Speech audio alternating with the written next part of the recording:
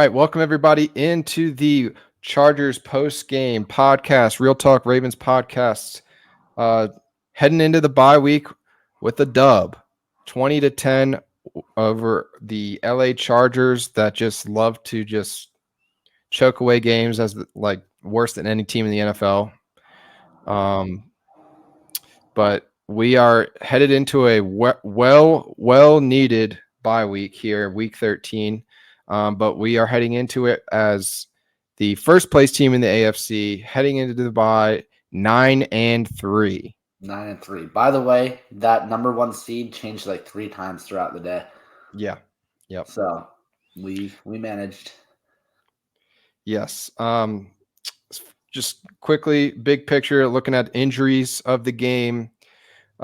Justin Matabike is in the concussion protocol. He was the only one that was injured in the game that is worth noting. I think Patrick Queen came off for a little bit, but was able to go back in.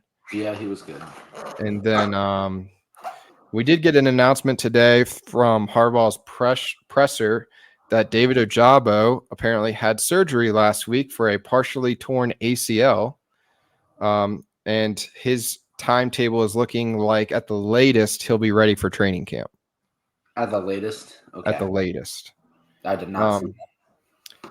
Then Tyus Bowser's update is not really an update. It's just that we are still waiting for his knee to quote unquote calm down. I honestly I don't know, man. It's not like we need them, it'd be nice to have them. It would be nice. It'd be really nice, but I'm just glad that we have who we have right now. Clowney, speaking of, Clowney, in my opinion, deserves an extension. Yeah, he does. He's definitely at the top of the comeback player of the year, and I know that they're probably going to give it to like Russell Wilson or like DeMar Hamlin or someone like that. Which I think honestly, DeMar Hamlin has to have the there's no way anyone else can get it. It's hard not to give it to him. And if I'm being completely honest, it's not because of his play. It's just the fact that he is playing. Yeah, he's only active for half of their games, it seems like. Right. So the fact that he's out there playing football after that, which I would not do. It would not have been. I don't care how early in my career I am, life is important too. But yeah, if it wasn't for the whole DeMar Hamlin thing, I think Jadeveon Clowney would have it in the bag. Kind of. Yeah, I think him and Russell Wilson, like you said, are probably the top 2 guys offensively and defensively. Yeah. But yeah, that's really it as far as the injuries go. The final score, we won 20-10.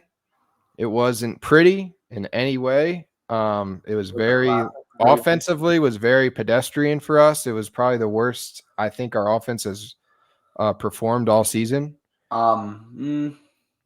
It's debatable. If you include the Pittsburgh game because of the drops. Yeah, it's just the fact that we were playing the worst defense in the NFL, who also lost their best player the week before. Yeah.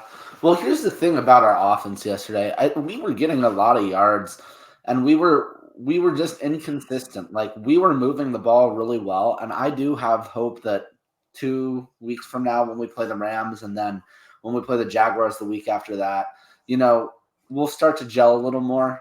I think it really does show that we're missing Mark Andrews, but we were moving the ball. We just weren't capping off drives with points.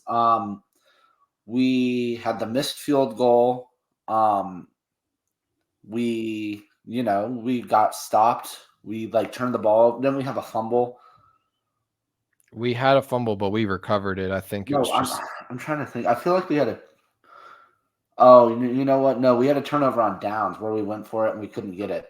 We ran the Wildcat with Gus Edwards. It was the turnover on downs. I think the biggest thing for me, just overall, not just offensively or defensively, just Harbaugh being the head coach. His decision making in the game yesterday was the worst I've seen it. Multiple challenges that he didn't throw the challenge flag on that were clear first downs, and then he throws his challenge flag on a very questionable lateral play that he didn't really even know about, like if he was going to be right or not. He just said, yeah, I thought it was worth the risk. And we already had 2 timeouts. So then when we were wrong, we were left with 1 timeout in the middle of the third quarter. Yeah. Those challenging calls were awful. Not only that, but his decisions on fourth down. I didn't like the decisions to just hurry up and try to run a play as fast as you can. We missed opportunities with that, because if we had just slowed it down, maybe someone would have told him to challenge it. Maybe the refs would have looked at the spot on their own, So after the game, he came out and said that they were all under the impression that they had gotten the first down on the Nelson Aguilar play. To be fair, I was too. I was too. But when I saw it, I did see the fact that it was fourth down, and I don't even remember what type of play we ran. Right, but it was like a Gus Edwards or something up the middle, and it got stuffed. But what it was, I can understand, if right before they snapped the ball, I realized it was fourth down, but that was 3 or 4 seconds. If they were hurrying it up because they thought it was first down and they were running it, I can understand that happening that time. But there was still that other one where Lamar was clearly past the line, and we just rushed up again, and it's just hard because it sounded like Harbaugh was trying to make excuses instead of, owning up to the responsibility as the head coach and making these decisions. He was kind of placing blame on the referees, and that's easy to do. He did it without saying it. Basically, he was just saying, he said all night long there were communication issues with down and distance. That's how he phrased it, which tells me there were issues with the chain gang, and the referees about down and distance. Point, but at the same time, when you're the head coach, you should be on top of that stuff. So you have to make sure things are as they appear. You can't just sit there and always rely on those people to do what they're supposed to do. You have to make sure. I have a theory, almost. I feel like we intentionally played this game really, really close, and obviously we weren't intending to miss that field goal at the end, and we did make a couple mistakes, but I think we weren't really playing to the best of our ability, and we weren't necessarily trying to. I think we were more trying to figure things out. So I don't know. I think if we it's pretty obvious, we were the better team out there, even when we were underperforming, you know what I mean? Even when we were making mistakes. But these are just such uncharacteristic mistakes that something almost makes me feel like maybe they were just not as concerned with that kind of stuff, and they were really more concerned with just getting their own X's and O's down and making sure that they were right, which is a good thing to do, but it kind of maybe took the coaching staff's concentration off of other things that are glaring to the viewer. You know what I mean? Not saying we tried to throw the game or anything like that. I more so mean we weren't focused on blowing them out. We were focused on executing what we had in front of us. And I think you always have to take that approach. You should always just try to execute the play that's called and go from there. But that's how you win games. But honestly, if you execute, and we didn't execute a lot of the time. But the thing that I'm just going to keep going back to is Harbaugh's just mismanagement this game, especially like you said, the rushed field goal that we missed. It was a 42-yard field goal attempt. And we know Tucker's automatic inside of 50. Why are we rushing? First off, it was 4th and 1. We should have gone for it in that scenario. We were only up 13-10. By kicking a field goal, you're still only up by 6. So it does, to me, I'd rather the way our defense was playing, I'd rather go for it. Now, if our defense was struggling, then I would have said, yeah, let's kick the field goal and take the points. Well, I would say that either worse if our defense is struggling.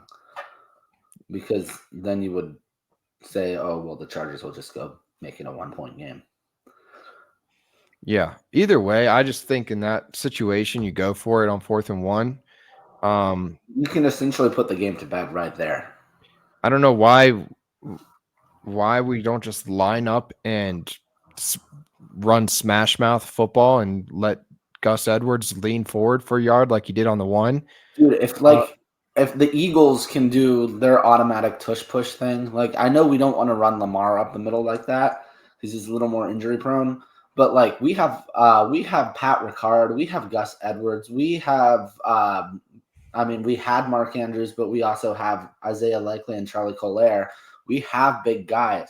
We could even give it to someone like Patrick Queen, who used to play running back, who could just smash it up the middle. I don't think there's any reason to go differently than Gus Edwards. He's proven time and time again. I don't understand why Justice Hill is getting short yardage carries yet again, like he was in the beginning of the season. I don't know what he's done to earn himself those opportunities when you have Gus Edwards, who is probably 99% efficient on short yardage. He got stuffed on the Wildcat run. Okay, that's trying to be cute. That's us trying to be cute instead of us just running the ball, run dive, run ISO right behind Patrick Ricard. And, why can't we just run a simple play? Why do we have to try to be all creative? Or run it with Lamar. Like we always try to do some weird option with Lamar or some weird like we did the Wildcat or something. Like just hand it to Gus. If you can't hand it to Gus for whatever reason, hand it to one of your tight ends. And also, why I hate being in the shotgun on 4th and 1. You lose so much time with the time between the running back getting the ball and getting to the line of scrimmage. And those valuable split seconds are huge when it's that situation. Right. I mean, half the time when we get stopped on 4th and 1, it's because we're in the shotgun because you see us snap the ball and then our O-line gets penetrated half a second in and no one's there because we're like 10 yards back. If we are under center with Gus Edwards at running back and Patrick Ricard at fullback, I don't know who is going to stop those two from getting 1 yard. Nobody. I would be bold enough to say even 2 yards, it would be tough to stop. Which is really frustrating because we find ourselves in that situation a lot where it's like, okay, it's 4th and 1. Let's just do our version of the tush push. And then we mess it up. We do something cute. I don't know. Going back to the coaching, I have a serious just concern that Harbaugh is in the headset telling Monken how to call certain plays in certain situations. What makes you think that, though? So especially last night, I saw in a lot of those situations, he's covering up his mouth like this, talking to into the headset, and he's talking to Monken. He's not talking to the defensive coordinator when they're on offense, hiding his lips, and it just sounds. And the other part of that is, it just seems like all year long when Monken is like in his bag and Harbaugh isn't obviously Harbaugh communicates with him throughout the game, but you don't see Harbaugh like in those when they pan to him just sitting there like this all the time when we're on offense, right? Harbaugh almost like outcoaches himself sometimes, dude. Yeah, he's trying to outthink things and overthink things that don't need to be. And I just have a strong feeling that Harbaugh is saying, "Hey, let's attack the edge here," or maybe he's not saying exactly what play to call, but he's saying, "Here's the type of play I want us to run," instead of just letting Monken, who has been studying the defense more than anybody, right, to call the play. Maybe that's something that Todd Monken is able to talk to John Harbaugh about. I know some head coaches are very set in their ways and some aren't. I don't necessarily imagine John Harbaugh to be one who is, but you never know. The other thing is not just in those situations. It just felt like throughout the game, we weren't able to establish our run game early on. Right. Even more so when we got into the red zone, it was like we just stopped running the ball. We just threw the ball every down. I'm like, I don't know if we had like a weakness that we were trying to exploit, but we weren't well, we exploiting. know they have a bad pass defense. The problem is that our offensive linemen could not hold Khalil Mack for 2 seconds. Well, you know how I feel about Ronnie Stanley. I think this is his last year in Baltimore. I hope it's his last year in Baltimore. So yeah, Harbaugh actually came out and in his presser today and said that Ronnie Stanley is not playing up to his standard, and Good. he also is putting the blame on his knee and ankle injuries, saying that he's not able to perform how he wants because of that. Which I can understand. I can see that, but at some point, he's not getting any younger. Right. I know we can't really do anything this year because, there's not many other options that are better. No. So we kind of just have to hope and pray that he doesn't get hurt at all anymore and that he's Well, able to get healthier. I think what we should do is we should just, I mean, we have the bye week, thank God. And then like weeks, what is it going to be, 14 through 18? We just alternate him and Mercari like we were at the beginning of the year last year, and it was working really well. And that gives Mercari practice for if Stanley goes down in the playoffs, and that gives Stanley, as long as Mercari stays healthy, and Stanley stays healthy, then it gives Stanley a little bit less of a workload. I think that would be a wise thing to do. Obviously, the risk is one of them gets hurt, and then the other has to pick up the slack. And it would suck if Patrick Mercari got hurt as the backup to Ronnie Stanley, because I wouldn't trust Ronnie Stanley to stay healthy, and then that means Daniel Falele would be the next up. One thing I wanted to mention, though, about kind of the way John Harbaugh was calling the game last night, I noticed that EDC was like on the sideline next to John Harbaugh for a good portion of the game, and that's not the first time I've seen it, which really makes me wonder if he's like trying to impress EDC in some sort of way, or if EDC is putting his influence, like saying, hey, I drafted this guy, you need to make sure Zay Flowers gets 2 touchdowns, or like something like that, I think he's definitely putting his input on Harbaugh, which I do not like to see during the game. I don't like to see those two talking during the game. That's not something that should ever happen in any franchise where the GM, who doesn't know much about the X's and O's most of the time, unless, I don't know, there's some uniqueness. Like an ex-player or something. Yeah, but most of these GMs, these are just guys that are really good at watching athletic ability and knowing if those guys fit within their scheme. They shouldn't be in there talking to the head coach about certain strategies that they should be doing in the game. That's why you pay Harbaugh to do it. You don't know for certain what was going on, but like that's weird. That's weird. It shouldn't happen. He shouldn't be on the sideline. We need to move him up to the press box where the rest of the guys are. He's not on the sideline at the college games when he's scouting. He should be up in the press box just like he is at every other place. Yeah. And just how every other GM is. I mean, I do not like that, because not only do you see them communicating, think about it from a player's perspective. If you're a player and you see the GM, who's basically the guy who's in charge of hiring and firing you, pretty much sitting there, to me, it's like you're on pins and needles around him. Like, I want my guys to be relaxed on the sidelines. I want them to feel fully like themselves. Yeah, for certain. I just hope it's not a recurring thing. It's been this whole season. I've seen him on the sideline. Last night was the first time that I saw them communicating on TV. Well, mostly when I've seen him on the sideline, it's been at like the end of games. But he was like down there like in the second quarter or the third quarter. Like the game was not over. It's not like he was down there just congratulating them. Maybe who knows, dude. As far as the coaching decisions go, though, normally you rely on somebody, right? Harbaugh isn't just going to make every decision usually. He Right. usually has that whoever the assistant head coach is, which I believe is our D-line coach, Hmm.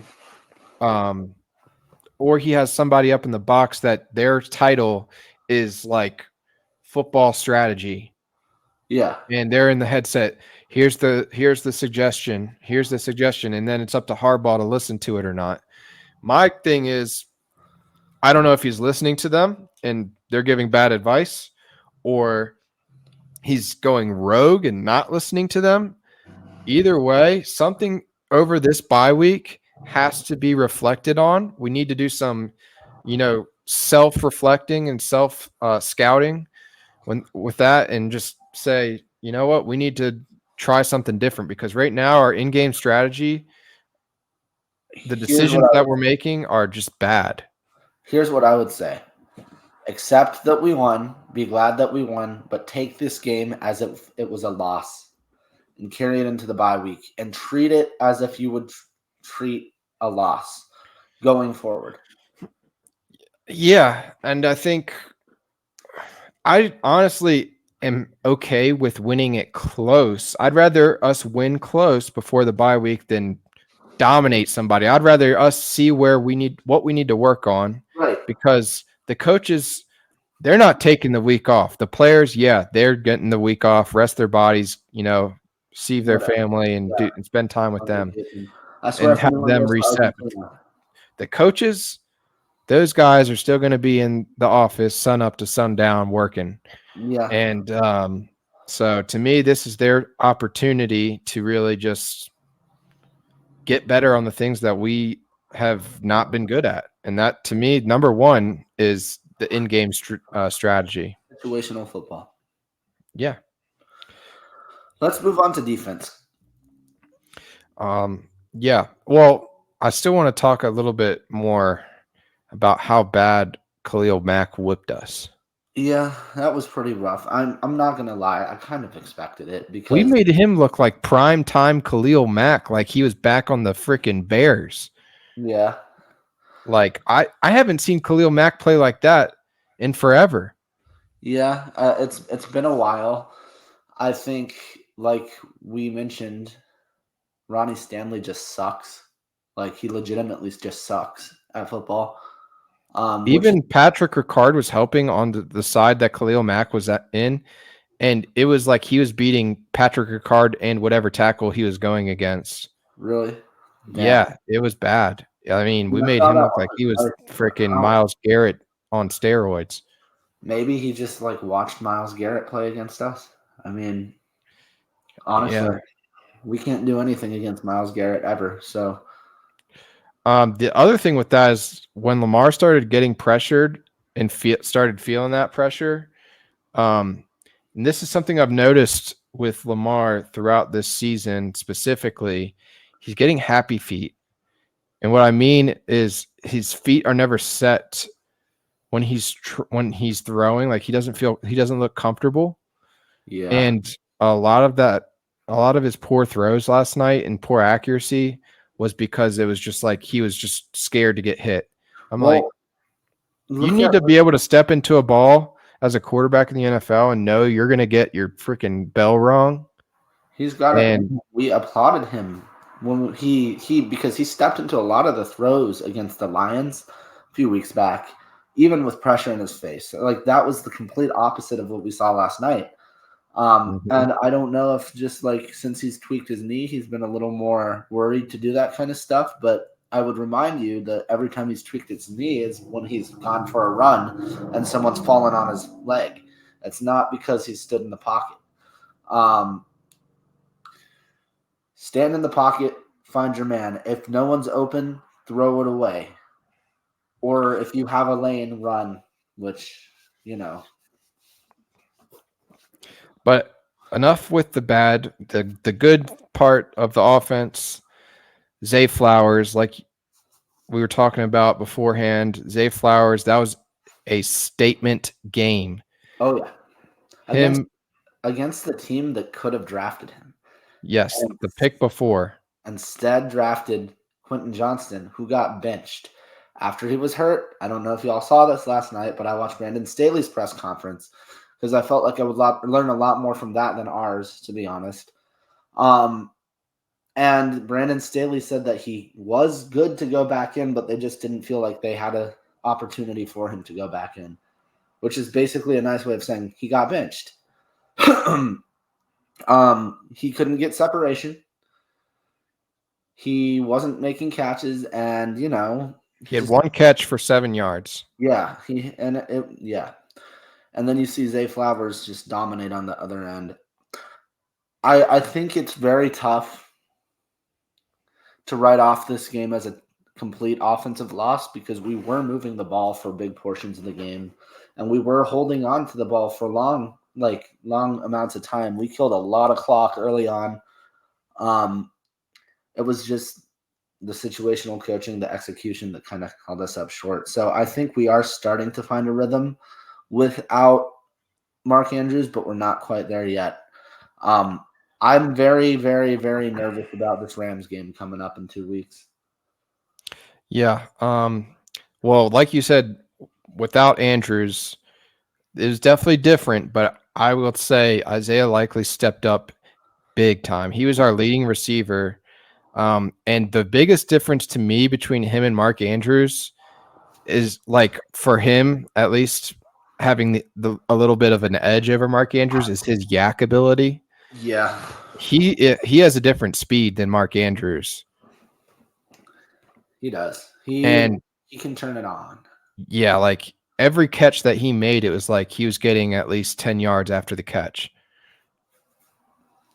I think he had 40 yards on 4 catches or something like that. But a lot of the catches he was making were at the line of scrimmage, and he was just getting 10 yards after the catch. Little like screen things. Yeah, which I think we did it seemed also to me like we had a lot of those calls early on in the game, and for some reason we stopped running those plays in the second half, which they were pretty successful, so I don't know why we went away from it. Dude, I swear if a Ravens fan was calling these plays, we'd be undefeated. Like it's weird, dude. Like I feel like it's so common sense, some of these things that we're not doing, and it makes you wonder why we're not doing it. And I know that we're not like offensive coordinators or anything, but like we consistently go away from what's working and it comes to bite us in the ass. But when we stick to what's working, we dominate. So it's like, are we just trying to be cute? Have we seriously not learned our lesson after 3-4 years of this? Pretty much. Yeah. Lamar The Jackson other thing that I've seen all season with this offense with Lamar, when we run RPOs, he is so quick to throw the ball on RPOs when it is a very easy handoff read. Right. And I think that's a big reason why a lot of the times we were throwing these like short passes and just getting tackled for 1 yard or a loss or incompletion or whatever it was. He got lucky on, I think, 1 or 2 that got almost intercepted. Yeah. When he should be handing the ball off.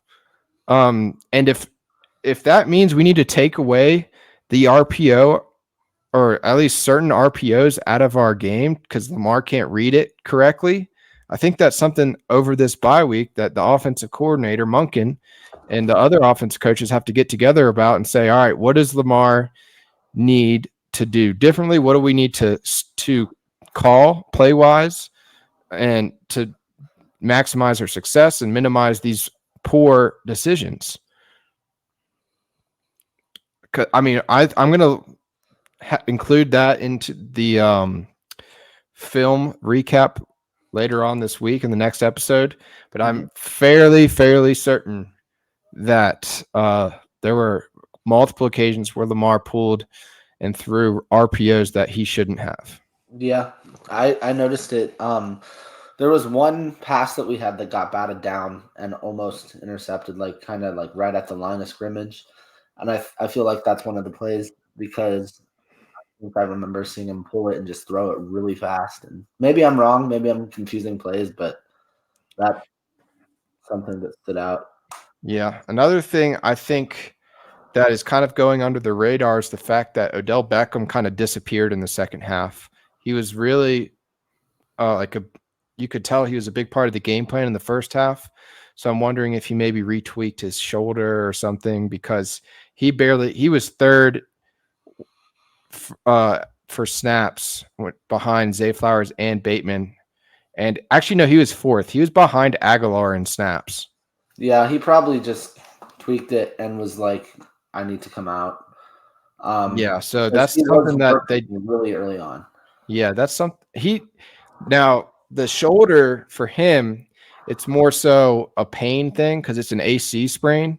So it's more so it's not gonna really Get worse. or you don't have to worry about you're not gonna have to worry about anything structurally being wrong. It's just more so him getting hit every time he gets hit in the shoulder, it's gonna hurt. Yeah. That's what Derek Carr had and what I think Anthony Richardson had before it got not this injury, but one of the injuries he was dealing with at one point. Yeah, and I think Derek Carr actually had it in his throwing shoulder and he only missed one game. So it's not the worst injury. There are different degrees of AC sprains, but he's going to have a long 2 weeks to recover for that. So I think time will heal that shoulder. And I think by the time we play the Rams, he'll be ready to go. Probably. But you want to go ahead and shift into defense? Mm-hmm. All right. So 4 turnovers. Turnovers won the game. Yep. We were was it 2 or no? We had 3 strips. 3 strip sacks. We had an interception. Well, no, not all of them were sacks. I think only one of them was a sack, the one that Clowney had at the end. Oh yeah, no, that's right. We got Keenan Allen twice. We got Keenan Allen and Austin Eckler in the middle of the field. I thought we got Keenan Allen twice. Was it Austin Eckler the other time? Yep. Okay. So yeah, we got Keenan Allen, Austin Eckler, we got Justin Herbert, and then we picked him off on the Hail Mary. Hail Mary. Yep. That's it. Millette. And Millette had an amazing sack. But the story of as far as who played, I would give defensive player of the game, Kyle Hamilton. Yes. Oh my gosh. Talk about a stud. He is certifying himself as maybe the number 1 safety in the NFL. He's playing light years ahead of schedule, and he is just making teams pay because we're just so confusing with him already, and he's so versatile. Dude, it's in every facet of the game. Tackling, pass coverage, blitzing. He is the number 1 blitzing safety as far as stats go. He's got to be in the top for pass coverage. Every time I see him covering somebody, he's got him covered like white on rice. Right. I mean, he is a beast. And then the next guy that I would say had an amazing game and he continues to deliver is Jadeveon Clowney. He is proving to me to be the best acquisition that we made this offseason. Yep. I mean, the fact that he is the age that he is, which is 31, I believe, right? The fact that he's 31 years old, he's on his 4th team. He wasn't supposed to be good. People thought that he might retire this offseason because of how things ended in Cleveland. But he came to Baltimore, kind of a last-second training camp signing. Wasn't it last-second training camp, or it might have been last second before training camp, something like that. Yep. He comes in and has an immediate impact and just is only getting better and better. And everyone is in the media who I've been listening to about it is shocked because this is the dude who really never lived up to his career, and all of a sudden is playing like he was a number 1 overall pick all those years ago. It's just Scheme is so important.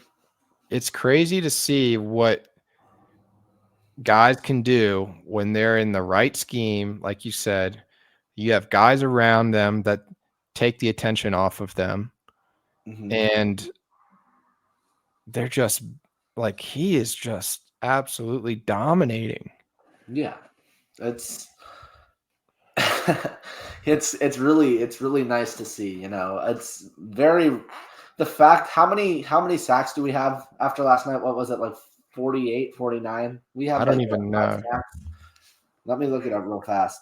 The fact that we lead the league in sacks and Jadeveon Clowney is like up there. Yeah, I think Matabike is number 1. He hit Right. double-digit sacks last night, which is the first time it's happened since Terrell Suggs. Right. And you're talking about a guy that's an interior D lineman, which is insane. Clowney has 7.5 sacks. So he's a 2.5 behind Matabike, I think, because Matabike's got 10. 23.5. But Kyle Van Noy had a great game. He actually made a very, very good play where he was dropping into coverage and he jumped up like 10 feet up in the air to tip a pass that would have been probably a really, really big play to their tight end. I think it was on a 3rd and 1 or something like that. But there was nobody else around him. If he didn't get his hand on it, that tight end probably was going for 50 yards plus. Yeah. So that We could have have been 47 sacks, by the way. And yeah, Matabike leads it with 10, and Clowney is in second with 7.5. I'm sure Van Noy is not far behind. No, I think he has like 4, something like that. He's had a couple multi-sack games, so I bet you he might be closer to 6. Maybe I'm wrong. Let me go look. And then you got Hamilton, who's got a good 4 or 5. Millette has a couple. Let me tell you. 1, 2, 3, 4, 5, 6. You're right. He has 6 sacks. Kyle Van Noy had an amazing play last night when he tipped that pass, and we were able to Yeah, that's what I was just saying. Sorry, I was not facts. I wasn't even paying attention. That's what I was saying, and it would have been a huge play for them because that tight end was wide open and would have had 50 plus yards to run. Yeah, I mean, the impact that this defense had on this game was priceless because without our defense playing to the level that they did, we lose this game. I will say we gave up yards. We did. We definitely let them drive the ball, and we were a little bit.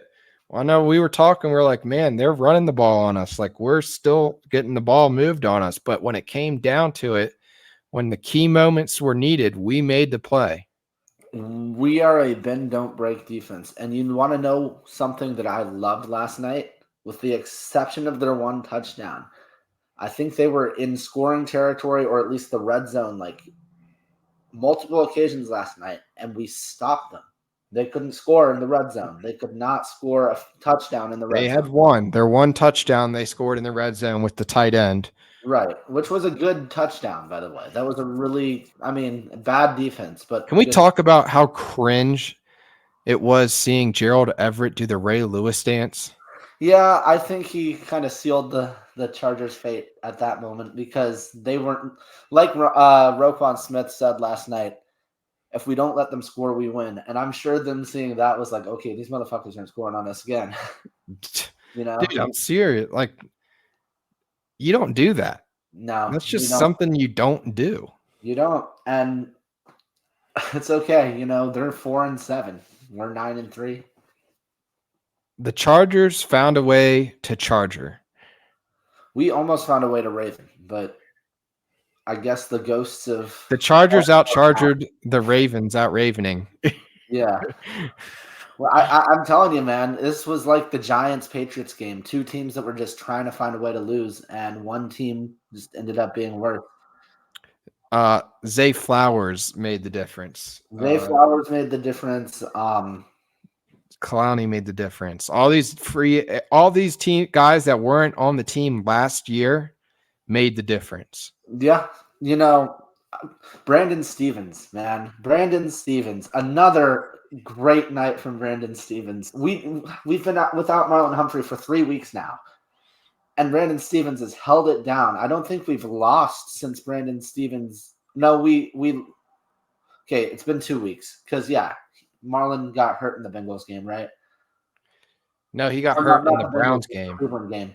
So we've beaten the Bengals and we've beaten the Chargers without our best cornerback.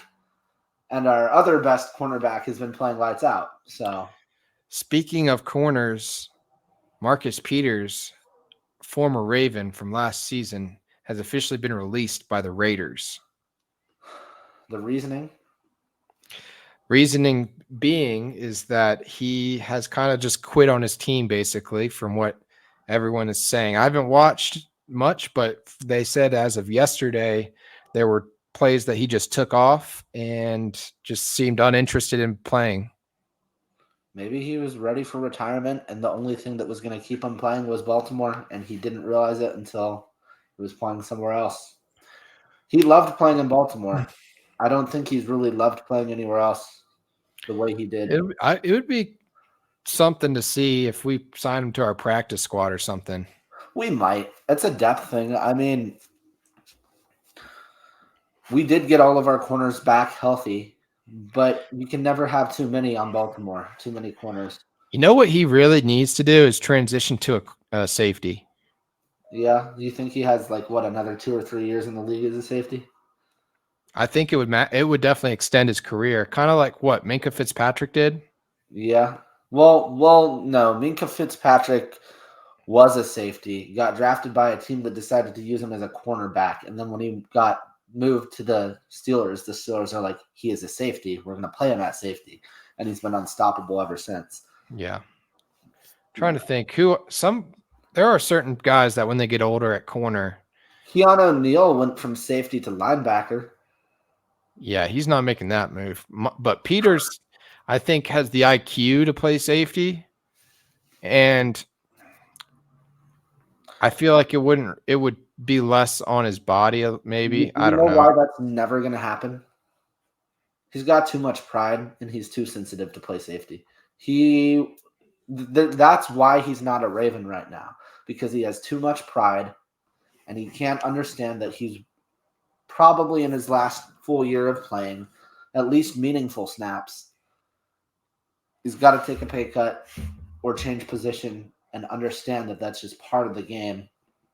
And he keeps betting on himself, but now he's had all these injuries. And I feel bad because that last injury is really what did him in. Because if he hadn't gotten hurt, I could see him still playing really well now. But the knee slowed him down. He's not the same player he was. He was already really old when it happened, and unfortunately it happened. I feel bad for him because Marcus Peters was one of my favorite Ravens on that 2019 team, and he was consistently one of my favorite defensive players until we let him go. I was one of the people saying keep him this year. But you do have football is one of those sports where you have to know your place. You can't be the third string quarterback thinking you're the first string quarterback, because you're going to find yourself without a team very fast. You know what I mean? Yeah, and I think it's worked out for the Ravens pretty well this year. Brandon Stevens is by far and away better than Marcus Peters was last year. He's by far and away better than Marlon Humphrey is this year. So in my opinion, we have a pretty solid corner group between those two. And then you bring in the fact that Arthur Marlette is balling in the nickel. You have Kyle Hamilton playing nickel. You got veteran depth with Ronald Darby and Rocky Sin. Isn't Worley healthy again now? So we have the depth at safety. Yeah, at safety, which is we have depth back at safety now because you got basically you're too deep at each safety with Daryl Worley being on the number 2, and then you got Geno Stone technically as the number 2, even though most of the time. Gino has been playing that free safety, and then Marcus Williams has been the strong safety, and then you've had Kyle Hamilton as the nickel most of the time. There are certain packages, though, I think, on like third downs where they keep those three together in and then bring in an extra DB with Millette. And that's what happened on that sack at the end where Millette got Herbert. Yeah. They brought him in. By the way, that sack looked brutal, man. Not only did they do that, they dropped 340-pound Michael Pierce to cover the short pass over the middle, which basically didn't give Herbert any way out of that sack. Right. Which was freaking Mike McDonald's special.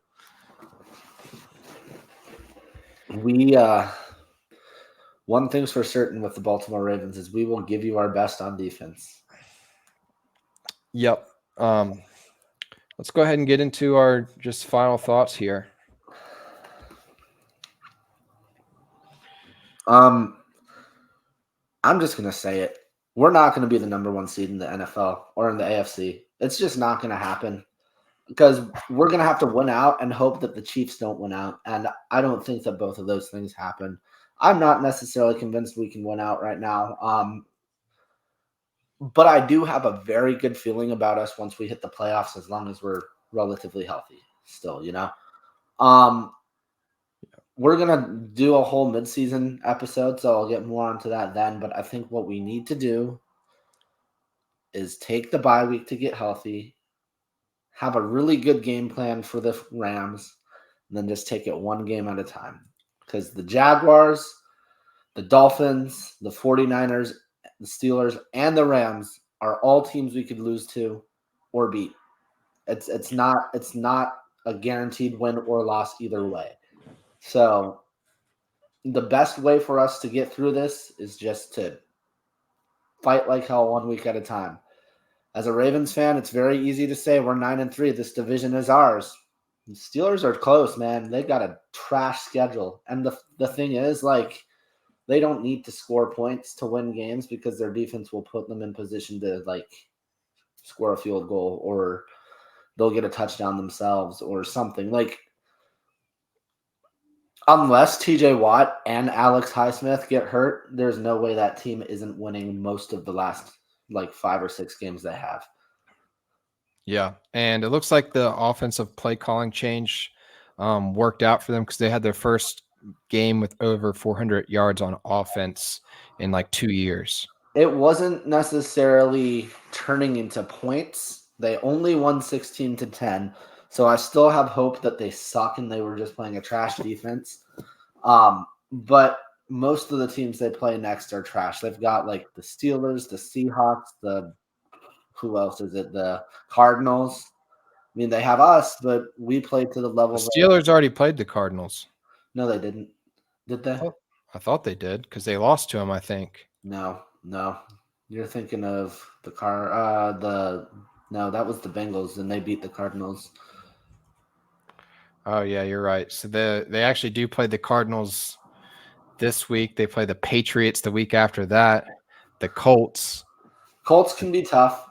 The Bengals, and then the Seahawks, and then us. So, yeah, if we had that schedule, we would sweep it and we'd be fine. I mean, we did have that schedule, except for the Patriots. We've already played it. Yeah, that's what I'm saying. And we lost to the Colts. The difference is that their non-conference before leading up to this game is they got the Raiders. Non-conference or non-division? Non-division. Okay. They got the Raiders, and I mean, we got the Chargers. And they got Green Bay. And Tennessee. Yeah. Well, we had Tennessee. Oh, I forgot because it was in London. Yeah. No, we had a pretty similar schedule, except for the fact that since they came in third last year, was it third or fourth? It was third in the division, right? I think so. Yeah. Bengals were 1, we were 2. Yeah. So they just had a third place schedule, you know? I mean, They did lose early to the Texans.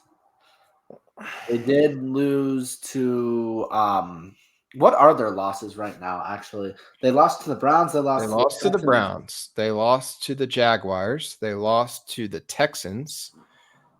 Um, they lost to the 49ers. Oh yeah. I forgot that 49ers game happened. I wish that was their game every week. It was just the 49ers. I think it is. I do think that we have our bye week at the right time to really Uh-huh. make this final push because these 5 games for us are going to be the 5 of the toughest games we've played back to back to back. And I think the biggest thing, like I said earlier, is that we just have to clean up a lot of these in-game decision making and have a better plan with that going forward. I feel like there's too many hands in the pot right now with too many people in Harbaugh's ear, and I feel like he's not doing a good job of delegating or figuring out the best way to make those decisions. Let me And I don't like Eric DeCosta being on the sideline. That's something that I do not like to see. let me just remind Ravens fans how quickly a season can turn. 2021, I know there were injuries, but an injury can happen any week to any player.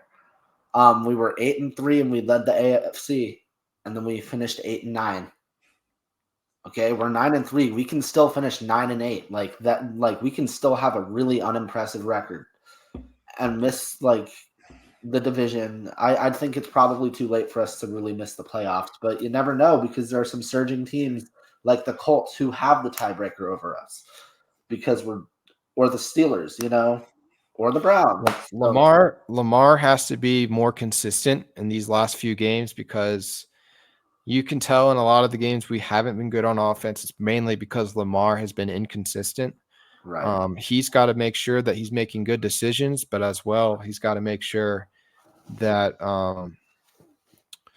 he's just not doing unnecessary things, trying to make too much happen. Yeah, I think If he can get hot, this there's no limit to where we can go. what worries me is that every single team left on our schedule has a really strong running game, and our run defense has been playing like ass for like 3 or 4 weeks now. The Rams, It's funny because we were ranked like the number one run defense on before the last couple weeks. well, before we played the Cardinals, and then the Cardinals Yes, gashed it's us, like it's like everyone else just is copying their game plan, kind of. which means we have to make adjustments. The players have said that they know about it. The coaches obviously know about it. We just got to figure something out because I could see Mostert / Akane. I could Well, I know see what the Cardinals did. The Cardinals basically said, "We're not going to let you have your linebackers go unblocked. We'd rather try to block you one-on-one with your D lineman and make them make a play." right. And not let Roquan and Patrick Queen clean up whatever they want. Now, those two are getting guys blocking them, which is not what we need. We need to try to mix it up a little bit more with our fronts and keep them guessing so that they're not able to do that because Tag the Ravens in that so that Mike McDonald hears it. he Take that. knows it. He knows it. I'm not telling him anything he doesn't know. He's a genius. So Well, then, I have complete faith that we'll be all right. Obviously, I mean, dude, like it's we've not got like we're playing, like you said, we're playing teams with it's to me, it's not as much their scheme with their run plays, but it's more so their actual skill level at the running back position. well, I think it's a combo for certain teams. I think when we get the Dolphins, that's going to be a terrible matchup because it's a combo with the 49ers. I'm It's a actually combo. I And with think that the Rams, we it's a actually are combo. one of the fastest defenses, so I think that we'll actually match up well with the Dolphins. The 49ers probably are the most scary team on the remaining schedule with their size up Sean front. McVay scares the hell out of me. Don't Um, turn that and then run. you got Kyle Shanahan, who's just a genius as well. But their weakness is obviously if you put pressure on Brock Purdy, he's kind of like Jared Goff. Right. Well, we have to get good pressure on them. They have a really good offensive line, so it's going to be tough. Yep. And they're And the he'll stay up. Rams with Kyron Williams, very similar offense to the 49ers and what they run. Dude, So I think that they're all from the if same we coach. can do well against the Rams, there's a good chance that we have a good game plan going into the 49ers. Maybe. Or the 49ers see what we do against them, say, hey, let's do this differently, because Kyle Shanahan is the 49ers Mike McDonald, except on offense. And It's true. then Mike McDaniel will have 2 games to look at and be like, okay, well, what if we do this and we incorporate Tyreek Hill into that? You know what I'm saying? We gotta walk a very tight line of not giving away too much and still playing well enough to win. For sure. Expect to win high-scoring games over the next 5 weeks if we're winning, because McCaffrey will gash us. The Dolphins will find a way to gash us. They always do. No matter how good we look, we've lost like 3 straight to the Dolphins. I'm never going to pick us to win against the Dolphins again until we do. I was at that game last year, and it broke my heart, and it almost made me stop watching football. Seriously, it did. It really did. It was bad. The Dolphins have our number, okay? Travis Etienne didn't really get to play against us last year. He got hurt early in the Jags game, but they're going to be at home. I was also at that game last year. Duval Stadium, when the Jaguars are playing for something, is a playoff atmosphere. They were 4-7 when we played them last year, and they were the loudest fan base I've ever gone against. Imagine what they're going to be when they're like 9-3, 10-3, and we're playing them on Sunday night. I think we're going to get the best version of Jacksonville. We're going to get the best version of everyone. We're the Ravens. Yeah, this is the time of the year. That's where it would have been nicer to play some of these teams early on in the year. But it is what it is. We're going to have to prove that we're the best team. If you want to be the best team, you got to beat the best team. So I think it's, like I said to you all last night, I think it does bode well for you to play in these tough games later on in the season, because it makes you become battle tested. We're playing playoff games in December before the playoffs even start. The biggest thing will be staying healthy. Yeah, stay healthy. Don't give away. Stay healthy and learn how to win close games against playoff level teams. And I guarantee you, of all of these 5 teams we play, if we make the playoffs, which we should, we're going to run into at least one of these teams again. Whether it's the Dolphins, Jacksonville, whether it's the Jaguars, Pittsburgh, whether it's Pittsburgh, whether it's fucking San Francisco in the Super Bowl. You never know. I'm calling it. My preseason Super Bowl pick was the Ravens versus San Francisco, by the way. Yeah, I think mine was the Chiefs versus the Eagles again. So I hope that's not the Super Bowl. That would be such a bad game. I know I want to see, if it's not Baltimore, I want to see a Buffalo Philly rematch, because that game was awesome. That was the game of the year so far. Yeah, and I feel so bad for the Bills, because they have been so unlucky. Like, how do you should have won. It was just like the Chiefs game a few years ago. Right. Their defense blew it. Well, think about all the games they should have won that they didn't. They should have beaten the Patriots. They should have beaten the freaking, who was it? The Broncos. They should have beaten the Jets. They should have beaten the Eagles. They still have the Chiefs coming up, and I think they'll win that next week. But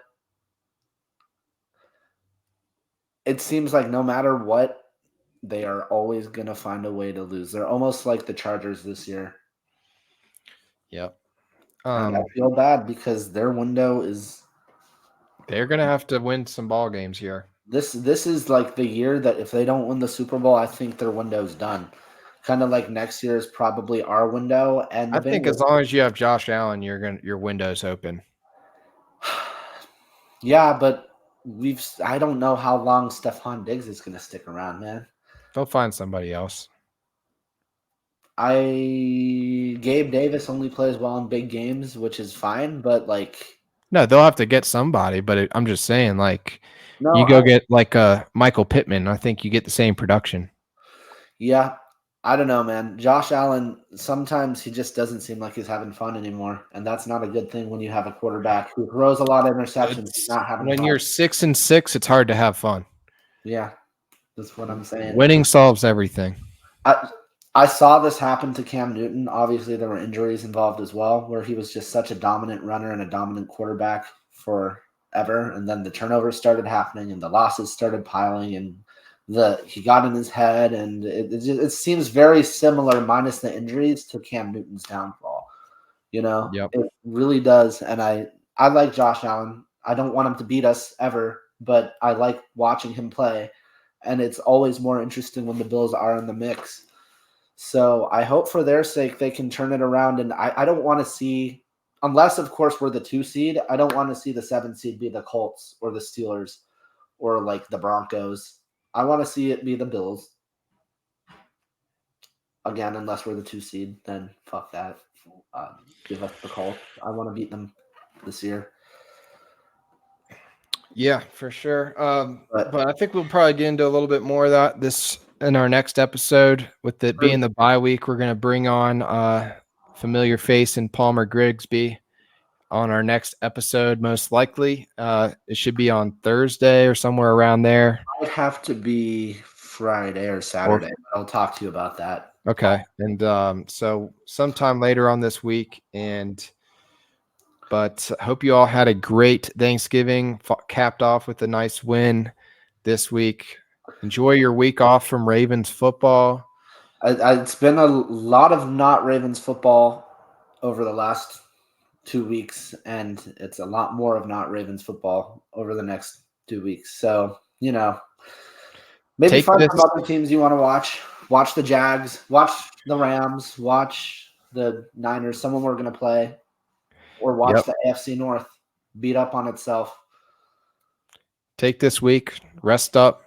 Hope your fantasy teams are doing good, getting ready for the playoffs, unlike mine. Have to be 3-9. Yeah, I knocked off a top dog this week, but I'm still, I think, eliminated from the playoffs already. So I'll be 5-7. It's funny. I'm playing in the AFC North of fantasy football divisions right now, and I had an outside shot to win out and make it. And everything was kind of falling my way, but one of the guys I needed to lose this week absolutely dominated. So, it's unrealistic to expect everything to fall your way for like 6 weeks when you're trying to win out. Yep, but I did start Zay Flowers last night, so. Good for you. How many points did he get you? 20 points. Nice. Yeah. Yeah, anyway. So we'll make sure you guys make sure you like, subscribe, and share. I also wanted to mention Tyler made the pick competition very feisty this week. So we'll root for the Bears tonight. I wanted to mention who the AFC North plays next week. Steelers get the Cardinals at home. Browns are at the Rams and Bengals are at the Jaguars. So we could see a sweep of wins or losses. But what I would probably say, are we doing picks next week for the bye week? Okay, then I'll save that for then.